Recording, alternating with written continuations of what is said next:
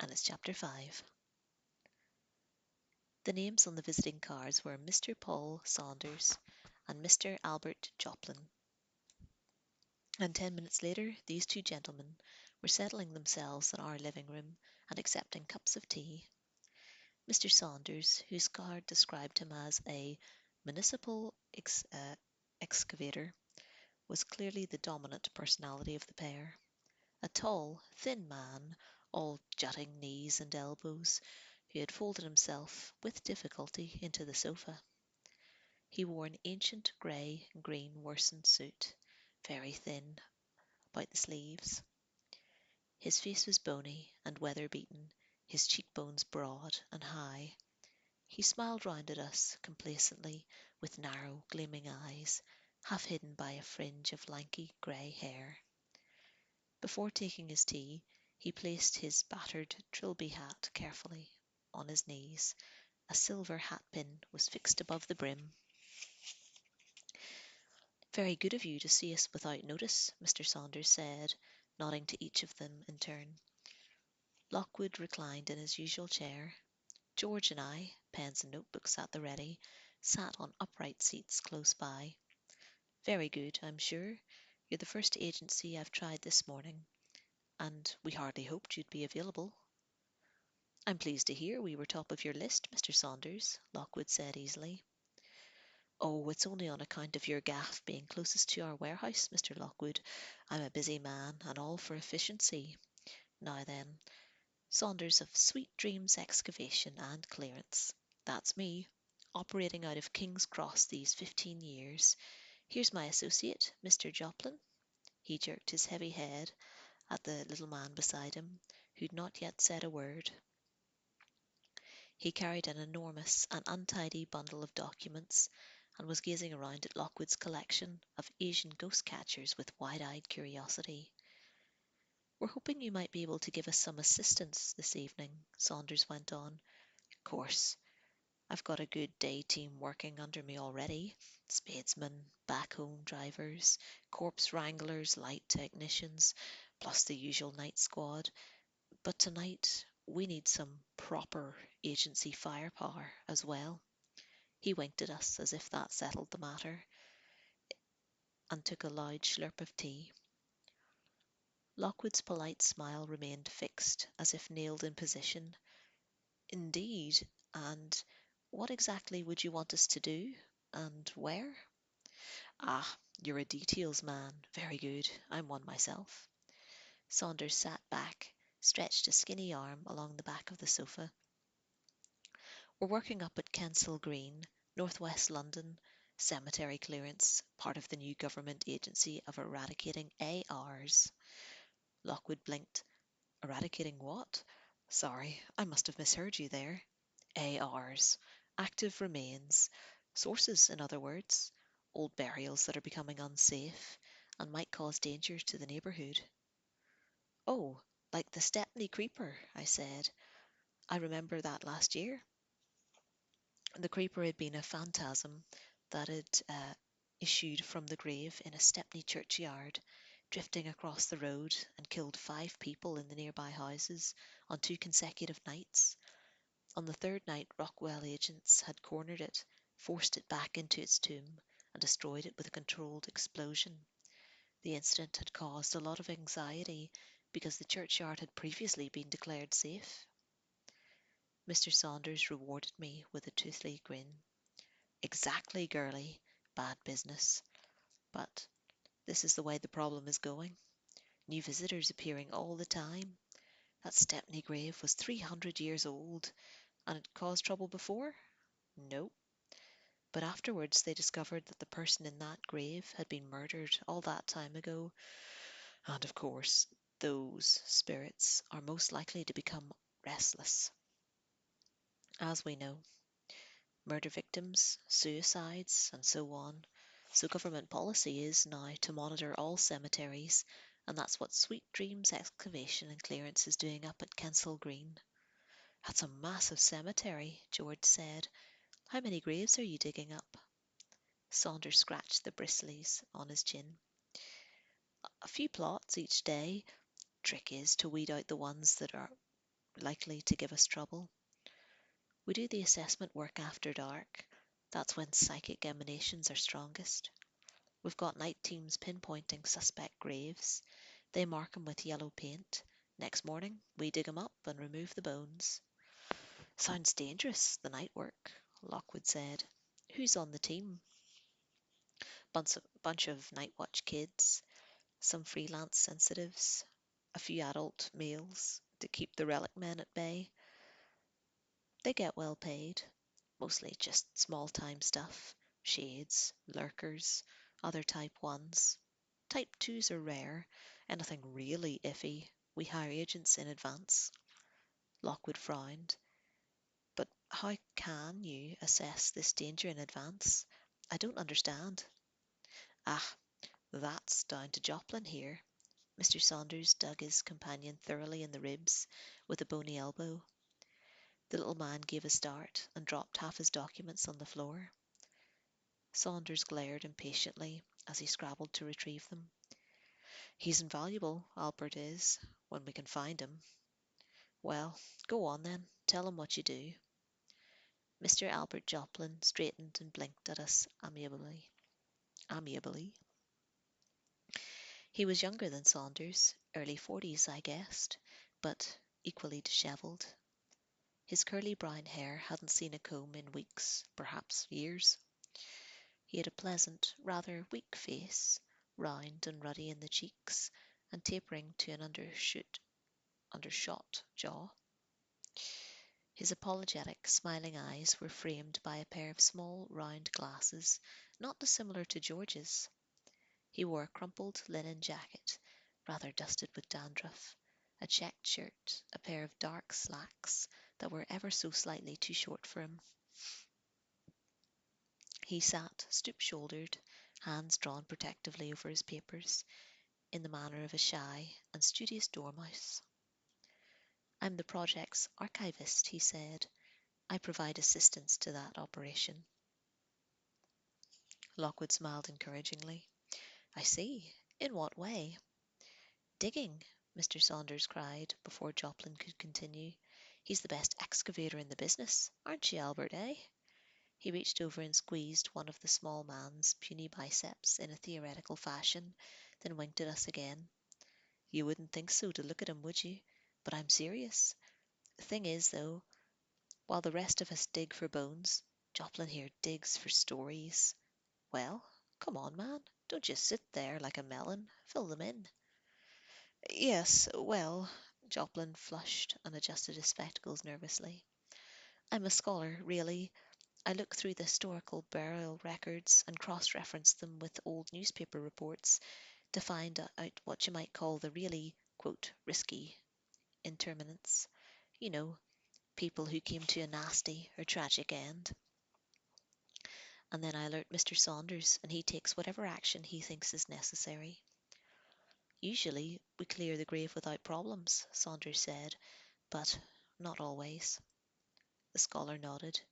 Yes, we were working in Media Dale Cemetery 2 months ago. I'd pinpoint the grave of an Edwardian murder victim. All overgrown it was. The stone had been quite forgotten. One of those night watch boys was busy clearing the brambles away, getting it ready for the digging, when up popped the ghost, right out of the ground, and tried to drag him into it. Horrid grey woman, apparently with her throat hanging open, and eyes staring out of their sockets.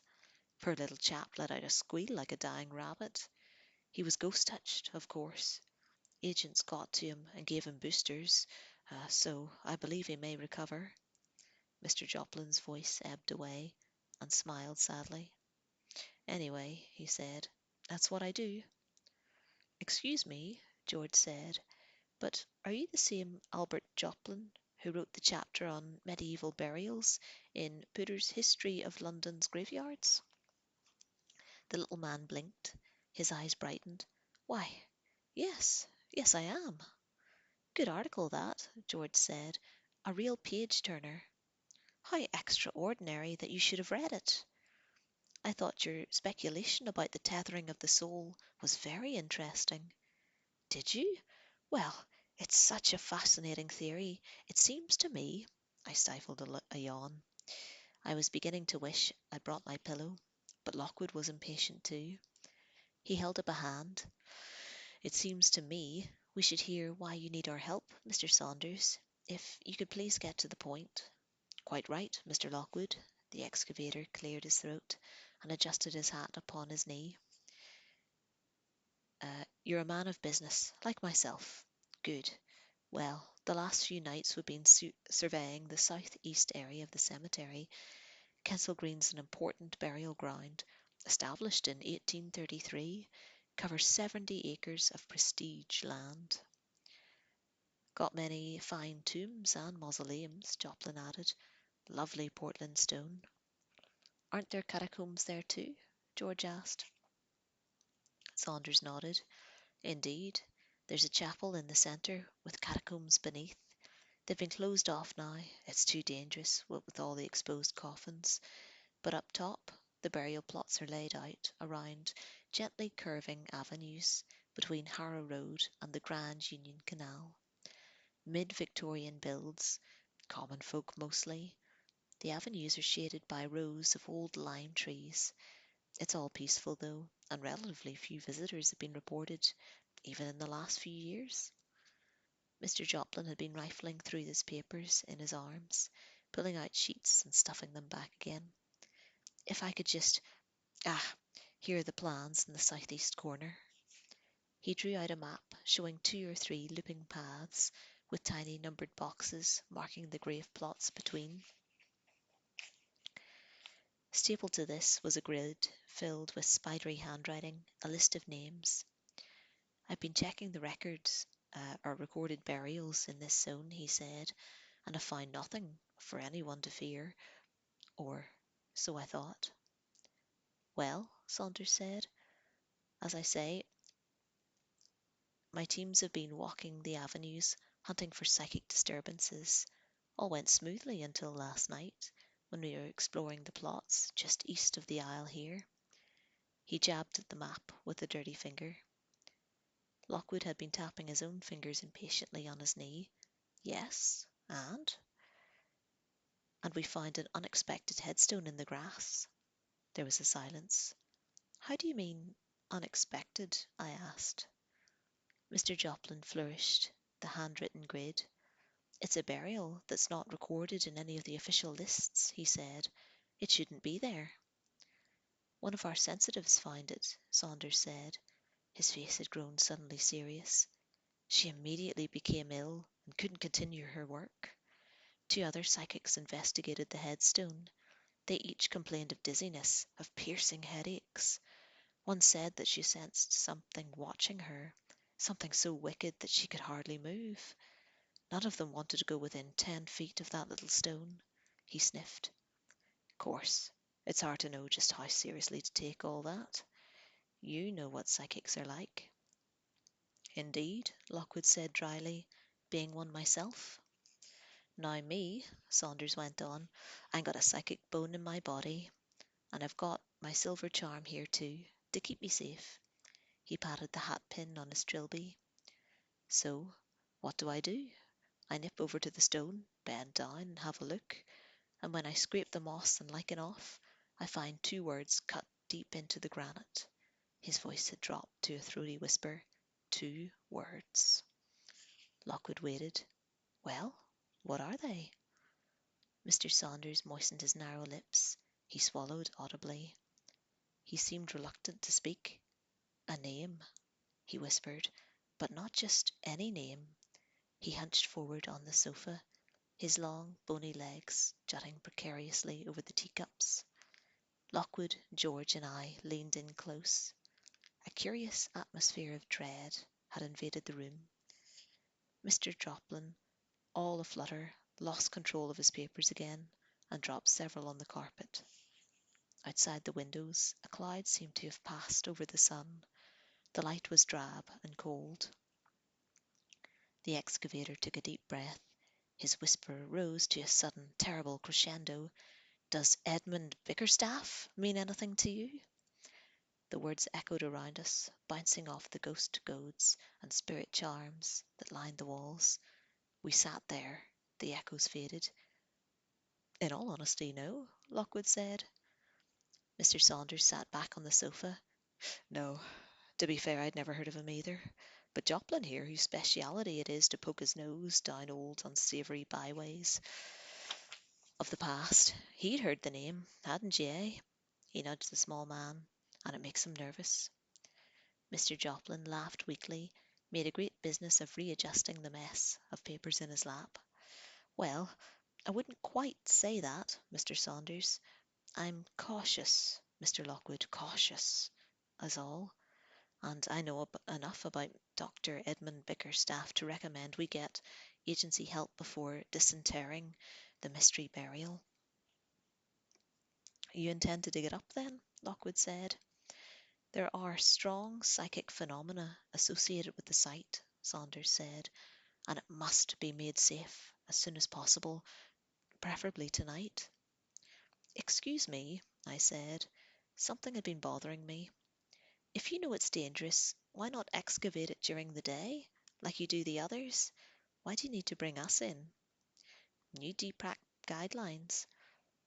We have a legal obligation to bring in agents for all graves that may contain a Type 2 visitor, and since the government funds the extra cost, these agents must carry out their work at night so they can confirm our claims.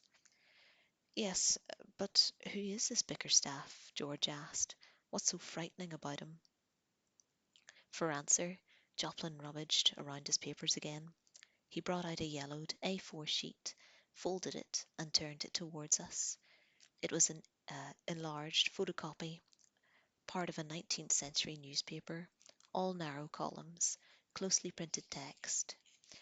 In the centre was a rather smudged engraving of a thick-set man with an upright collar, heavy sideburns, and a large bottle-brush moustache. Aside from a slightly brutish quality about the mouth, he could have been any typical mid-Victorian gentleman. Underneath were the words, Hampstead Horror, Terrible Discovery at Sanatorium. That's Edmund Bickerstaff, Joplin said, and as you'll discover from this article in the Hampstead Gazette, dated 1877, he's been dead and gone a long time. Now it seems he's reappeared. Please tell us, up until now, Lockwood's body language had been one of polite lack of interest. I could tell he was repelled by Saunders and bored by Joplin. Now suddenly his posture had changed.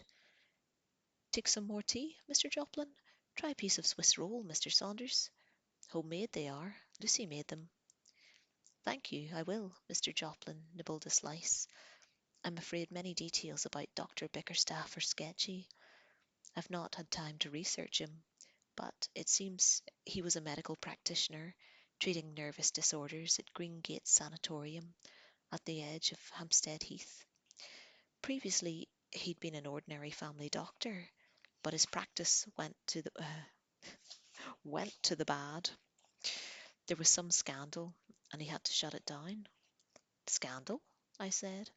What kind of scandal? It's not clear. Apparently he gained a reputation for certain unwholesome activities. There were whispers of witchcraft, of dabbling in forbidden arts, even talk of grave robbing. The police were involved, but nothing was ever proved. Bickerstaff was able to go on working at his private sanatorium. He lived in a house on the hospital grounds until one winter's night, late in 1877. Joplin smoothed out the paper with his small white hands and consulted it a moment. It seems that Bickerstaff had certain associates, he went on, like-minded men and women who gathered at his house at night. It was rumoured that they were dressed in hooded robes and lit candles and performed, well, we don't know what they were up to. On such occasions, the doctor's servants were ordered to leave the house, and they were only too pleased to do so. Bickerstaff apparently had a ferocious temper, and no one dared cross him. Well, on the 13th of December, 1877, just such a meeting took place. The servants were dismissed with pay and told to return 2 days later. As they departed, the carriages of Bickerstaff's guests were seen arriving. 2 days off work, Lockwood said. That's a long time. Yes, the meeting was intended to last the full weekend. Joplin looked down at the paper, but something happened. According to the Gazette, the following night some of the attendants at the sanatorium passed the house. It was quiet and dark. They assumed Bickerstaff must have gone away. Then one of them noticed movement in the upstairs window. The net curtains were twitching, and there were lots of little shudders and ripples, as if someone, or something, were feebly tugging at them from below. "Oh," I breathed. "We're not going to like this, are we?" "No, girlie, you're not." Mr. Saunders had been munching on another slice of cake, but he spoke up now. "Well," he added, "depends on your state of mind. Albert here loves it. He's fascinated by this old stuff." He brushed crumbs off his lap and onto the carpet. "Go on, Mr. Joplin," Lockwood said. Some of the attendants, Joplin said, were all for breaking into the house, and then others, recalling the stories surrounding Dr. Bickerstaff, were all for minding their own business. And while they were standing outside arguing about it, they noticed that the movement in the curtains had redoubled, and suddenly they saw long, dark shapes running along the window-sill on the inside. "Long, dark shapes?" I said. "What were they?" "They were rats," Mr. Joplin said. He took a sip of his tea, and now they saw that it was rats that was making the curtains move. There were lots of them, darting back and forth along the sill, and hanging off the curtains, jumping down into the dark, and they reasoned that the pack of them must be in that room for a particular reason, which maybe you can guess. So they put together a group of their bravest men and gave them candles, and the men broke into the house and went upstairs, and while they were still on the stairs, they began to hear terrible, wet, rustling noises from up ahead, and ripping sounds, and also the click of teeth. And perhaps you can picture what they found." He pushed his glasses up his nose and shuddered. "I don't want to give the details. Suffice it to say that what they saw would have stayed with them for the rest of their days. Dr. Bickerstaff, or what was left of him, lay on the floor of his study. There were fragments of his robe, but little else. The rats had eaten him." There was a silence. Mr. Saunders gave a short sniff and wiped a finger under his nose. "So that's how Dr. Bickerstaff ended up," he said, "as a nasty pile of bloody bones and sinew. Nasty. That last piece of Swiss roll now. Anyone want it?" George and I spoke together. "No, no, please, be our guest." "Oh, it's a gooey one." Saunders took a bite. "As you can imagine," Joplin said, "the authorities were very anxious to speak to the doctor's associates, but they could not be found. And that really was the end of Edmund Bickerstaff's story. Despite the horrible circumstances of his death, despite the rumours that hung about him, he wasn't long remembered. Greengate Sanatorium burned down in the early 20th century, and his name faded into obscurity. Even the fate of his bones was lost." "Well," Lockwood said, "we know where they are now, and you want us to make them safe." Mr. Saunders nodded. He finished eating and wiped his fingers on his trouser leg. "It's all very strange," I said. "How come no one knew where he was buried? Why wasn't it in the records?" George nodded. "And what exactly killed him? Was it the rats, or something else? There's so many loose ends here. This article is clearly just a tip of the iceberg. It's crying out for further research." Albert Joplin chuckled. "Couldn't agree more. You're a lad right after my own heart." "Research isn't the point," Mr. Saunders said. "Whatever's in that grave is getting restless, and I want it out of my cemetery tonight. If you could oblige me by supervising the excavation, Mr. Lockwood, I'd be grateful to you. What do you say?" Lockwood glanced at me. He glanced at George. We returned his gaze with shining eyes. "Mr. Saunders," he said, "we'd be delighted." That's the end of chapter 5.